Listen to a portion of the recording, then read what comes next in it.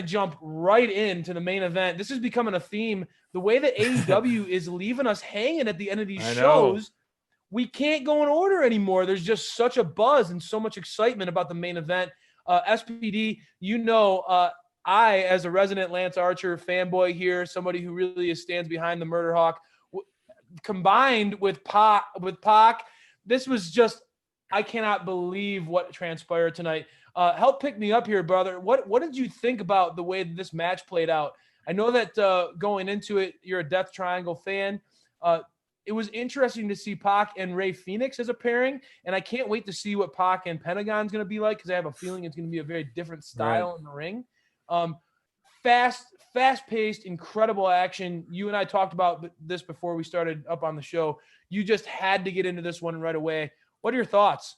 Yeah, I thought this was an outstanding finish to a jam-packed card on Dynamite tonight.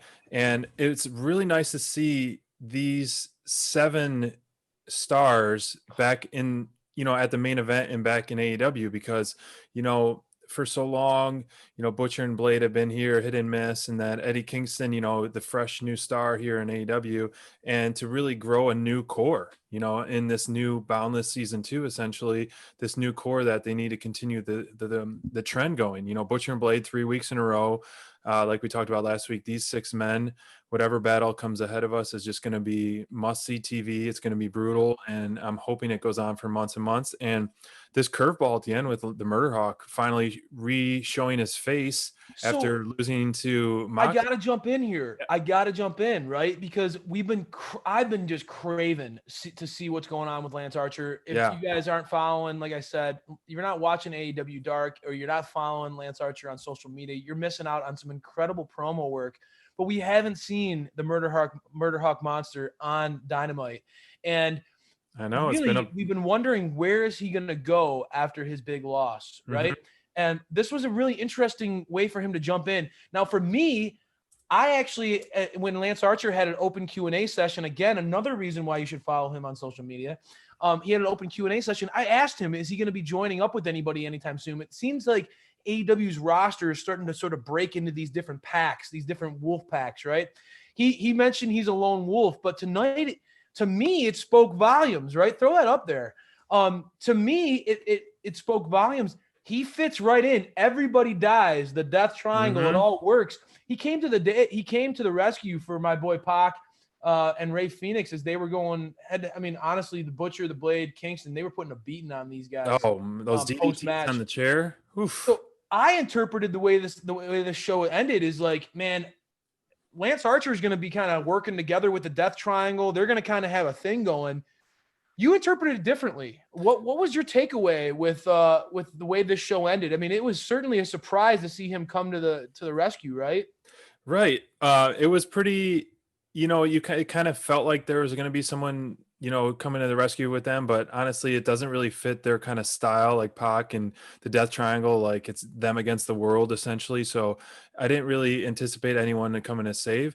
But I still don't think that Archer is joining or helping out the Death Triangle. The announcers kept hyping it up, because you, as an outsider, you can kind of just be like, okay, what is the point of this? And one of the Tony Schiavone might have said, he was like, how did he get attached to this situation? And they're kind of building it up, how it was like a few months ago and all this. And so there's a lot of questions that need to be answered about this, for sure. If he does indeed join the Death Triangle in some form of future 8-man tag events, I'm all for it. I'm for it. We are big Lance Archer fans. We are ready for him to take the gold, the pretty platinum from Mox a few months ago. And unfortunately that didn't happen, and we haven't really seen him on TV too much since. He's been cutting some mean promos, him and Jake the Snake really do some awesome stuff on the mic together. They're definitely a great combo. And I really loved, as soon as Lance came out of the ring, he did this crossbody across the ropes. I was like cracking up. I'm like, this is awesome. Yeah. To see a big fella like that flying through the air. I mean, that's another reminder. People sleep on Lance Archer because they say, he's a little older and things like that. He peaked later in his career, right? He certainly is, to be honest. Lance Archer is peaking as he gets older. He's like a fine wine, right? Yeah. And as he's getting older, he's getting better and better and better. And I think it was pretty incredible to see a big guy like that go flying through the air like that. That crossbody was awesome. I agree.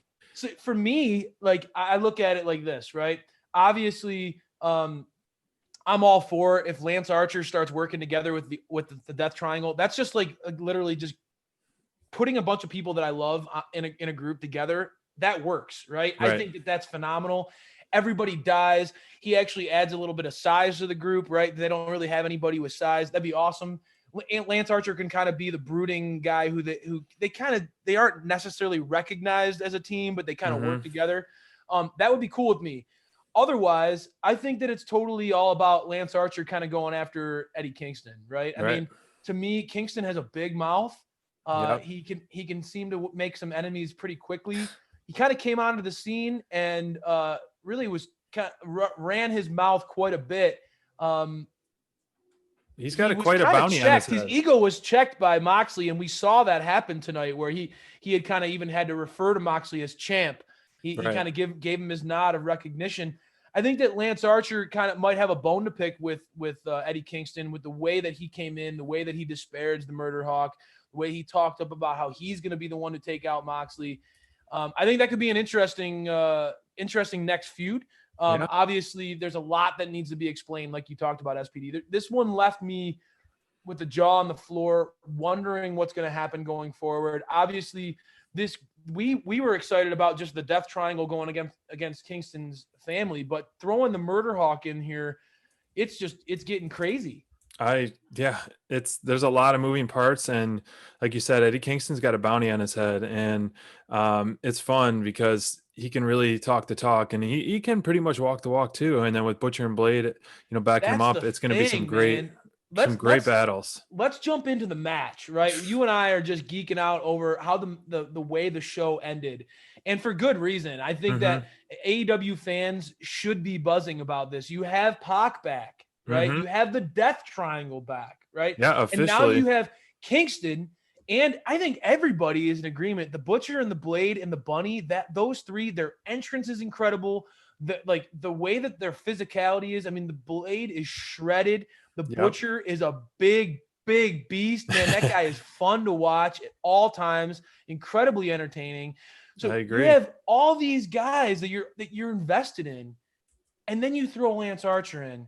I mean, this is a scenario where we literally look at the personalities involved, whether it's in-ring work. You have workhorses like the Blade, like Rey Fenix, who can do things that no one else can do.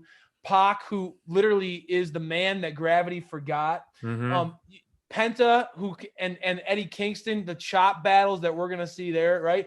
You have so much in store here that I think no matter who you are as a fan, no matter what style of wrestling you like, no matter where you come from, this is the type of feud that's going to have you hooked. I mean, if you like the big guys, you can have the Butcher, you can have Lance Archer. There's something for everybody. And I think that's so reflective of AEW.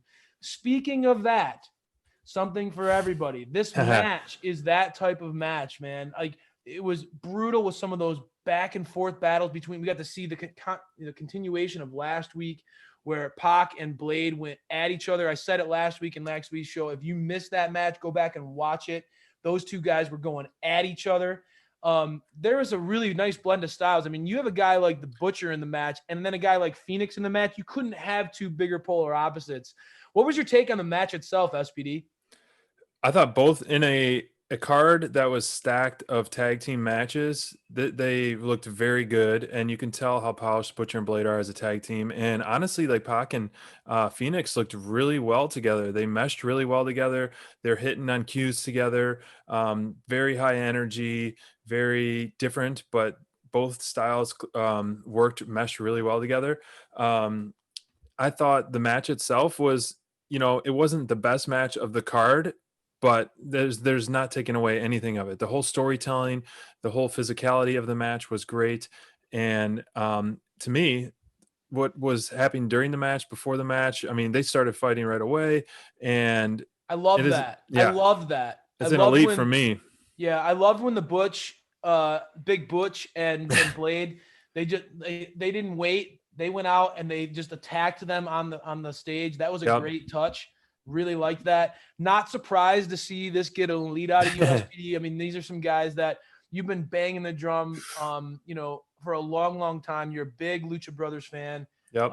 Been really wanting to see them featured more. I know that you've been pushing for them to get a chance at the World Tag Team Championships. They will. This is almost even better than that, right? Like they don't need the tag team championships right now. The Young Bucks are certainly busy on their own, doing their own thing, and that's a great little setup that they have right now, giving back to a younger tag team. But if you put the Butcher and the Blade and the Lucha Brothers in a match together, guys, I'm a big fan of tag team wrestling. I think that's what really makes AEW special is their tag division. They continue to add to it. But I mean, this is another example, SPD, where I was just talking about the Death Triangle. If they start to play off of that trios type of role, there's a buzz on social media. I know the fans are waiting for another AEW show to come out. But a trios championship would be really fascinating, given all the groups that they have in this company, given all the talent that they have that's paired up. Think about, like I said, I watched this match, and again, Butcher and the Blade, those guys are phenomenal. They're powerhouses. They're so smooth together, and their styles really, like, there's such a good platform for other wrestlers. The Blade is like the prototypical wrestler that you would build in a video game. He's just perfect in that regard. Best stash in the biz. Perfect. Yeah. Beautiful stash. And I like the haircut too up top. It's good. But beyond that, right, I was watching this because as a PAC fan, I wanted to see how he and Fenix gelled together, right? Very rarely is PAC the second fastest guy in a match. True. Right? As an athlete like him, the burst that he has, he's incredibly explosive. But he was paired with a guy in Fenix who is literally an Olympic level acrobat. I mean, the things that 6'1", that like where he kind of Butch tossed him into the ropes and he kind of did a 619 back into a back spinning kick to Butch's face. That was incredible stuff right there. And it was smooth as silk. Only a few people in the world can execute stuff like that as smoothly as Fenix did. So I was interested in watching this, and this is why it gets such an elite out of me, is I was interested in watching this from a stylistic standpoint, right? PAC and Fenix as part of the Death Triangle is going to be a very, very, very different pairing than PAC and Penta. And I'm excited to see how PAC and Fenix came up short tonight. Not necessarily their fault. We know that Eddie Kingston got involved, which not a shock, right? But Kingston got involved. They came up short. I have a feeling if Penta and PAC get a chance to go against the Butcher and the Blade, they will not come up short. Your boy Penta is not going to let – I don't think that Kingston's going to want to get involved if Penta's in the match, if you know what I mean. I don't think he wants any part of Penta.